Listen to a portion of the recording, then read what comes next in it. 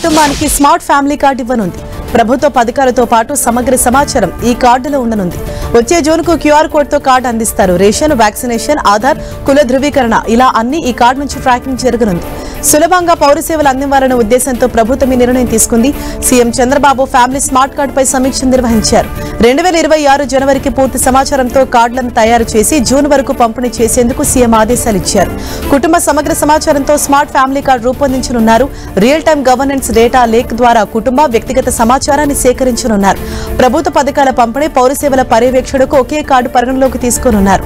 రాష్ట్రంలో కుటుంబ ప్రయోజనాల నిర్వహణ వ్యవస్థ అమలు పురోగతిపై సీఎం చంద్రబాబు సమీక్షించారు. ఈ సందర్భంగా ఆయన కీలక సూచనలు చేశారు. ఏపీలోని ప్రతి కుటుంబాన్ని ఒక యూనిట్ గా పరిగణించి ఫ్యామిలీ బెనిఫిట్ మేనేజ్మెంట్ సిస్టమ్ అమలు చేయాలని స్పష్టం చేశారు సీఎం చంద్రబాబు. కుటుంబ సాధికారత లక్ష్యంగా వ్యవస్థను వినియోగించాలని సూచించారు. ప్రభుత్వం అందిస్తున్న అన్ని సంక్షేమ పథకాలు, పౌర సేవలు, ప్రభుత్వ శాఖల వద్ద ఉన్న డేటాను సమగ్రంగా సమీకరించి పర్యవేక్షించాలని, దీనికి స్మార్ట్ ఫ్యామిలీ కార్డు జారీ చేయాలని సూచించారు సీఎం చంద్రబాబు. తెలుగు రాష్ట్రాలు సంక్రాంతి సందడి మొదలైంది. జనవరిలో సంక్రాంతి పండుగకు సొంతూళ్లకు వెళ్లడానికి హైదరాబాద్ జంట నగరాల్లో ఉంటున్న ఏపీ ప్రజలు తమ ప్రయాణానికి ఇప్పటి నుంచే ముందస్తు ఏర్పాట్లు చేసుకుంటున్నారు. దీంతో ఏపీ వైపు వెళ్లే రైళ్లు, బస్సులకు ఒక్కసారిగా డిమాండ్ పెరిగింది. ముందస్తు రిజర్వేషన్ కు విండో తెరుచుకోవడంతోనే టికెట్లు హాట్ కేకులు అమ్ముడుపోయాయి. మరోవైపు బస్ టికెట్లు కూడా ఫుల్ అవుతున్నాయి. వచ్చే ఏడాది సంక్రాంతి పండుగకు రైళ్లలో బెర్తులన్నీ ఫుల్ అయ్యాయి. 2 నెలల ముందుగానే రైల్వే రిజర్వేషన్ టికెట్ల బుకింగ్లు ప్రారంభం అవ్వడంతో అన్ని ప్రధాన రైళ్లలో ఇప్పటికే రిజర్వేషన్ బెర్తులు నిండి వెయిటింగ్ లిస్ట్ తో పాటు కొన్ని రైళ్లలో నో రూమ్లు కూడా దర్శనమిస్తున్నాయి. ఏటా సంక్రాంతి పండుగ రద్దీ దృష్టిలో పెట్టుకుని రైల్వే శాఖ భారీ సంఖ్యలో ప్రత్యేక రైళ్లు నడుపుతుంది. ఈ ఏడాది కూడా పెద్ద సంఖ్యలో సర్వీసులు ఉన్నాయి.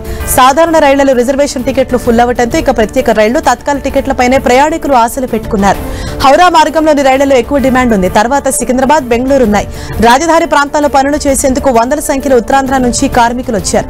వారు పండుగకు తిరిగి వెళ్లేందుకు ముందుగానే రిజర్వేషన్లు చేయించుకోవడంతో విజయవాడ, హౌరా మార్గంలోని రైళ్లలో ఎక్కువ వెయిటింగ్ లిస్ట్ ఉంది. బెంగళూరు నుంచి ఐటీ ఉద్యోగులు తన సొంత గ్రామాలకు రానుండడంతో బెంగళూరు మార్గంలో డిమాండ్ ఏర్పడింది. జనవరి 13, 14, 15 తేదీల్లో చాలా రైళ్లలో వెయిటింగ్ లిస్టు 100 దాటింది. మరికొన్నింటిలో బుకింగ్లు పూర్తయి రిగ్రెట్ అని వస్తుంది.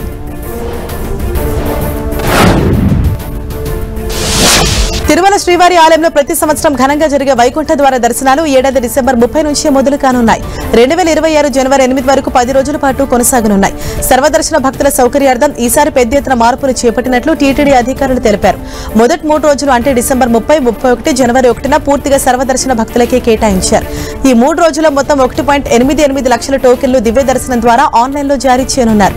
రిజిస్ట్రేషన్ ఈ నెల 27 నుంచి డిసెంబర్ 1 వరకు జరగనుండగా టోకెన్లు డిసెంబర్ 2 నుంచి అందుబాటులో ఉంటాయి. మిగతా 7 రోజులు రోజుకు 15,000 సర్వదర్శన టోకెన్లతో పాటు 1000 శ్రీవాణి ట్రస్ట్ బ్రేక్ దర్శన టోకెన్లు జారీ అవుతాయి. మొత్తం 10 రోజులు సుమారు 8 లక్షల మంది భక్తులు వైకుంఠ ద్వార దర్శనం చేసుకునే అవకాశం లభిస్తుందని అంచనా. సర్వదర్శన భక్తులకు మరింత సమయం కేటాయించేందుకు వీఐపీ బ్రేక్ దర్శనాలను గణనీయంగా తగ్గించినట్లు టీటీడీ వెల్లడించింది. మొత్తం 184 గంటల వైకుంఠ ద్వార దర్శన సమయంలో 164 గంటలు సర్వదర్శన భక్తులకే కేటాయించారు.